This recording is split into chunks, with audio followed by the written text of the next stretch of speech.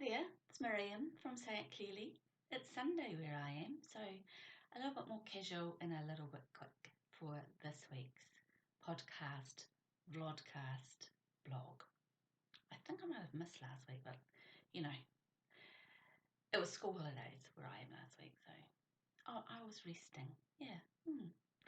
This week it's all about if I was wanting to grab attention in my workplace, if I was in business, or even in my personal life. There's a lot of media attention around people losing their jobs at the moment in New Zealand, and also the changes around job visas for people who aren't New Zealanders. And so here are 5 tips that I'm hoping will help you stand out from the crowd and also help you with your English for if you are applying for a new job or a new visa within New Zealand. Let's say you've got the gear, you dress really well, you drive the lovely car, the flash car, you go to the gym and you work on your body and you work on your mind as well. But do you also talk the talk? That means you might look the part, but do you actually know what you're talking about? And one way of knowing if you actually do know what you're talking about is by how you sound. 90%, and this is a statistic that I'm not too sure if it's true, 90% of what people pick up from us is our body language and how we say something, not so much the words that we use. So here's my top 5 tips for how you can get attention, grab attention, be listened to, be understood quickly and easily. Number 1, you have got to learn how to breathe from your diaphragm. I have a YouTube clip on how to do this. It's called Breathing for Capacity. After learning how to breathe from your diaphragm, you have to learn how to control the outflow of your breath, because we speak on the outflow of our breath and we need to get our ideas out on one breath so people will listen.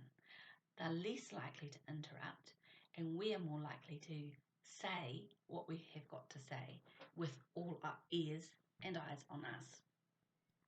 That's tip number 1, because really you can't actually do much else with your voice if you're not breathing properly. Not only that, learning how to breathe from your diaphragm helps you to relax, helps you de-stress and calm those butterflies in your stomach before you have to go into any situation, let alone a speaking situation. Tip number 2, if you listen to somebody and think, man, they've got a nice voice, I really like listening to what they've got to say, then they have a resonant tone, a good resonant tone. And we can develop our voice to have this quality too. Maybe not quite as resonant and top quality sounding as some people, but we can still work on it. There are resonance exercises on my YouTube channel, and I think it's just called resonance. So that's working on how you sound, how your voice sounds. Tip number 3, if you're a bit shy, you're likely to speak quietly or quickly. I just want to get this over and done with so nobody's looking at me any longer. I hate this. The biggest tip for that is open your mouth up just a little bit wider than usual, which will automatically slow down your voice and automatically make you speak clearer. That's a really good tip, actually. You'll feel that when you open up your mouth just a little bit wider than usual, you'll feel it in your jaw.